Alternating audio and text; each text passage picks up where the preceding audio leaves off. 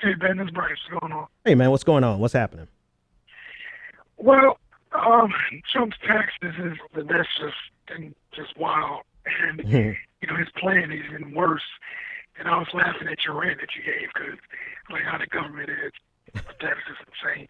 But my question is, if America didn't get into some of these overseas issues, if just say, okay, let's just say hypothetically, whatever president came in like 8 years ago after the Bush Cheney disaster.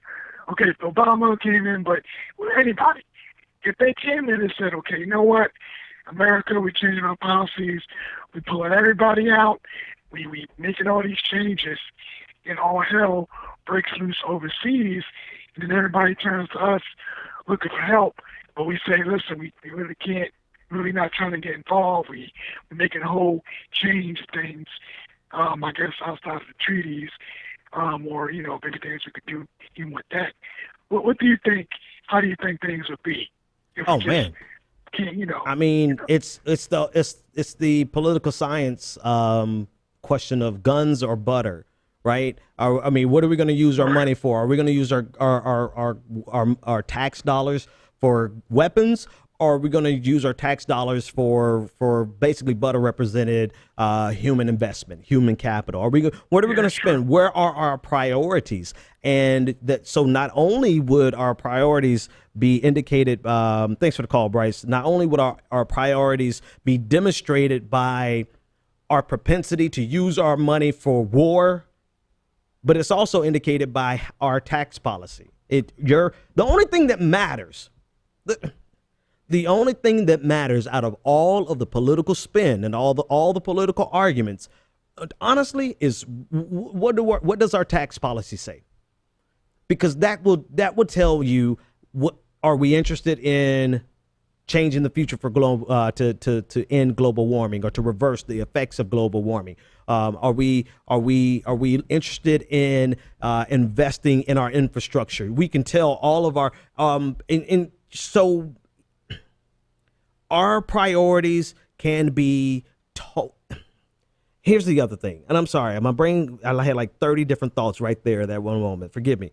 Here's the other thing. Like, America has had this tradition forever where you have a segment of America who is willing to spend their tax dollars on war.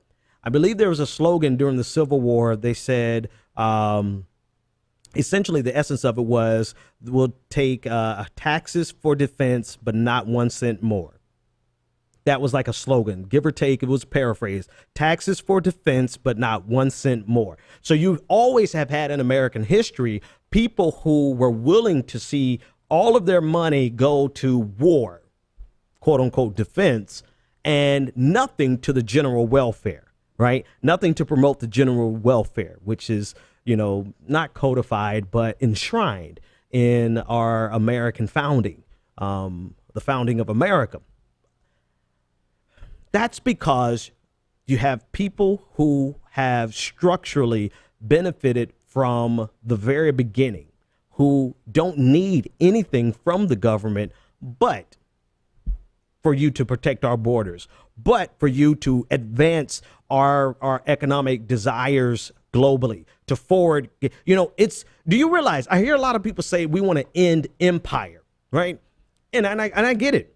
Do you understand this empire is 100% about economics, about not spreading capitalism so much, but spreading American capitalism and making the global order such that it's conducive to our multinational corporations, or beneficial rather to our multinational corporations. That's what our empire. That's what our Navy is around the world for. That's why we have bases and 800 bases spread across the globe. It's not because I would say someone should do a study. There's probably a study out there. What percentage is there strictly for security, and what percentage is there for spreading and making sure that our corporations can operate in these nations without fear of those nations taking advantage of them through force.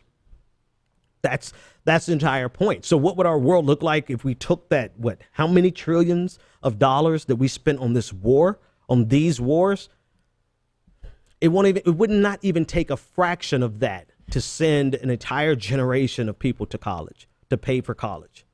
And so it just shows you that our desires are, as a nation, our desire is to spend money on defense and not 1 cent more.